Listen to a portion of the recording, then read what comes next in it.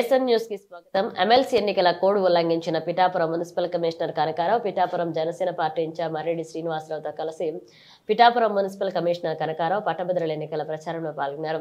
మర్రెడ్డి బెదిరింపులతో municipal commissioner election canvassing లో పాల్గొన్నారా లేదా వ్యక్తిగత ఇంట్రెస్ట్ పాల్గొన్నారా? నీ ఉద్యోగానికి ఎటువంటి డోకా లేదు, నేను ఉన్నా అంటూ మర్రెడ్డి హామీ ఇవ్వడంతో ప్రచారంలో పాల్గొన్నారా అనేది ప్రశ్నార్థకంగా మారింది.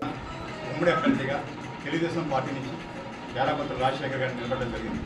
బ్యాలెట్ పేపర్లో ఆయన సీల్ నెంబర్ 1 ఆయన ఎదుర్కొన్న బాక్స్లో మరి గతంలో వేసిన వారికి ఇబ్బంది లేదు. ఎదుర్కొన్న గడిలో ఒకటనే గీత గీయాలి. ఇది తప్పించి వేరే మీరు టిక్ కొట్టినా ఎస్ రాసినా సెకండ్ ప్రిఫరెన్స్గా వేరేవరకు ఒకటి చేసినా కూడా ఇన్వాలిడ్ అయిపోతుంది. అంటే మా రిక్వెస్ట్ ఏంటంటే ఈయన ఒకటి ఉన్న తల ఎదురుగానే ఒకటి నెంబర్ వేయండి అని అడుగుతున్నాం.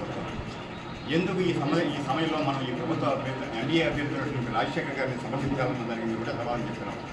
8 నెలల క్రితం జరిగినటువంటి ఎన్నికల్లో మీ అందరి మద్దతుతో ఈ గవర్నమెంట్ ఎన్నిక కాబడింది. 5 ఏళ్లలో జరిగిన విధ్వంసం నుంచి కోలుకొని ఇప్పుడిప్పుడే అభివృద్ధి పథం వైపు అడుగులు వేస్తుంది.